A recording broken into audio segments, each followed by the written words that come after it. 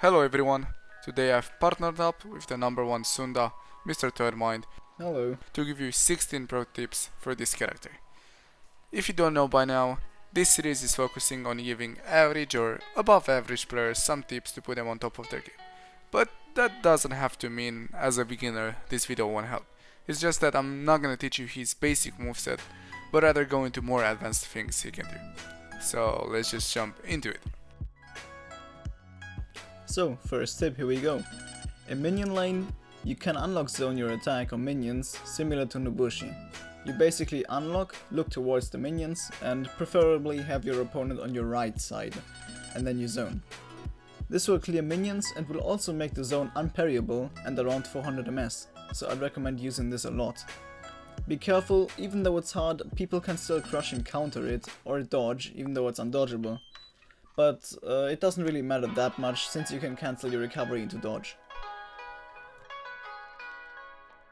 Number 2. You can get into your side dodge attacks after any starter.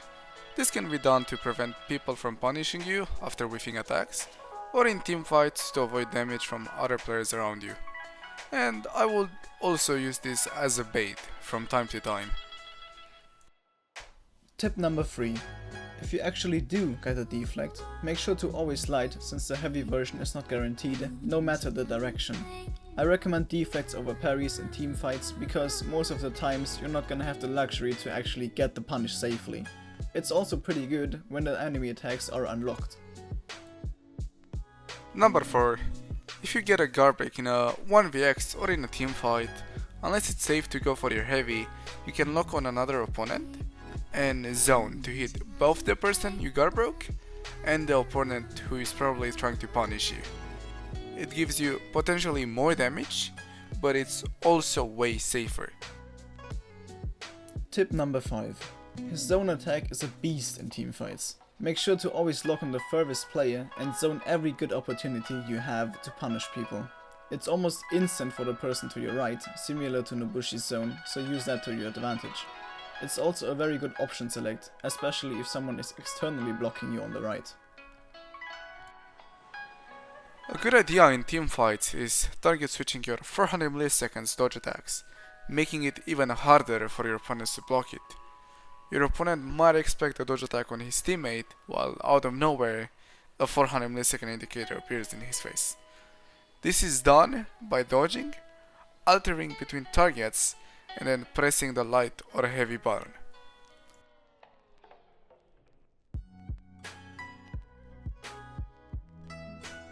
So, tip number 7.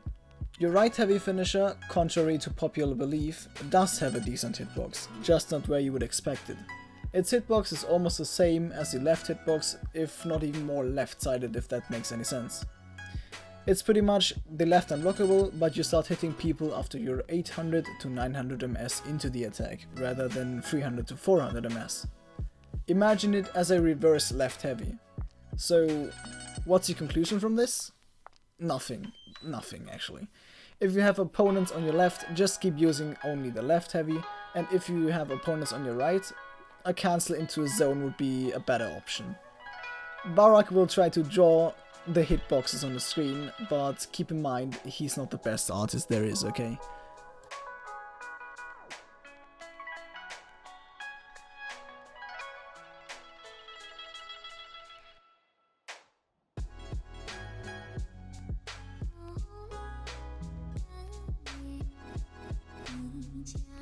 Number 9. You cannot backsupply to get into your chains if you're too close to your opponent. You can get some distance if you guard break your opponent first and then do a backsupply to get into your unblockable finishers or bait or whatever you want to do. Tip number 9. Most to almost all of the time in one-on-one scenarios, you want to mix up your heavy unblockable finisher with delayed feints or letting it go. The light unblockable is easily reactable, at least to PC players, and its use is mostly in teamfights. If you want to use the lights in one-on-ones, you should be pretty confident your opponent won't parry it first. Percentage wise, I would say use the heavy unblockable finisher 90 to 95% of the time, and mix up the missing 5 to 10% with light finishers.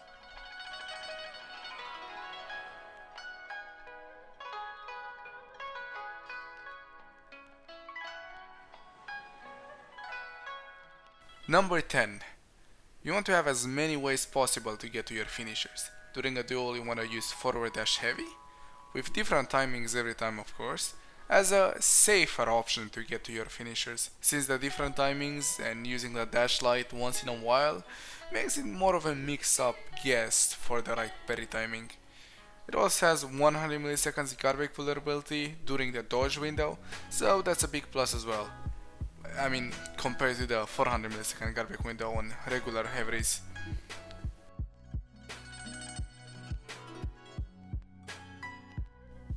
Tip number 11.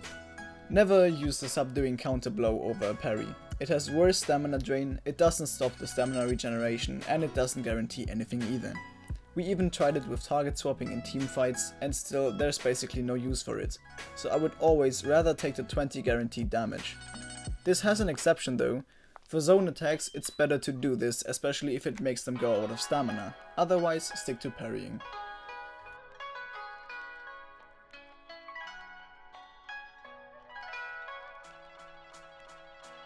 "12. Before I tell you his max out of stamina punishes, you need to know that there are two different scenarios.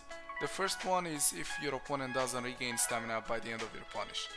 In that case, max punish for out of stamina garbage is side throw into double heavy, no matter the direction, for 68 damage. If you get an out of stamina parry, the max punish is zone into heavy for 55 damage. Now the second scenario is if he does regain stamina by the end of your punish. The two punishes I just said are unsafe, so what you want to do is zone into heavy for out of stamina throw, the throw direction doesn't matter, and zone into light for out of stamina parry. This is so you can counter garbage when the opponent wakes up.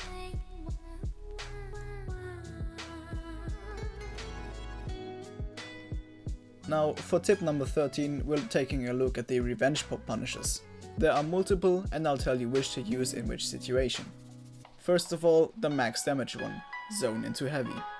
This one is unsafe on wake up and unsafe from other opponents' guard breaks. I would use this one when I either kill the opponent in one shot or I have other teammates around me to protect me. Now the second one is the one I'd recommend. It's light into zone, allowing you to chain and continue your pressure while also being safe from guard breaks and people to your right and behind.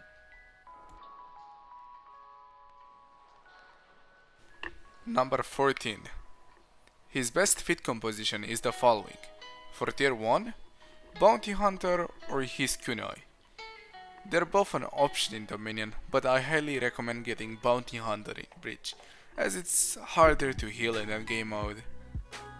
For tier 2, I always get the throwing bomb and use it as much as possible, nothing else to add here. For tier 3, I recommend Longbow, but his unique is also decent in some situations. Rarely, but it can be good once he's actually on fire. And for your fourth, you could either go his unique or last laugh. Now, my recommendation is last laugh, especially on mostly indoor maps.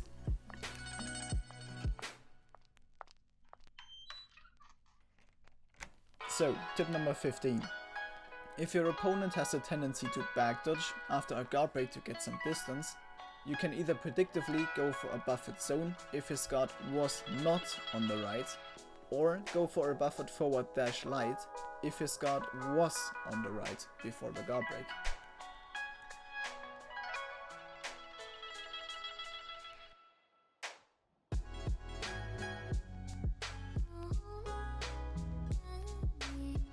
"16. When you have the feeling your opponent will guard break you, do your forward dash heavy, since it has only 100 milliseconds guard break vulnerability. It's safer than a normal light, as if there is no guard break, you could just feint it on reaction and not risk getting light parried.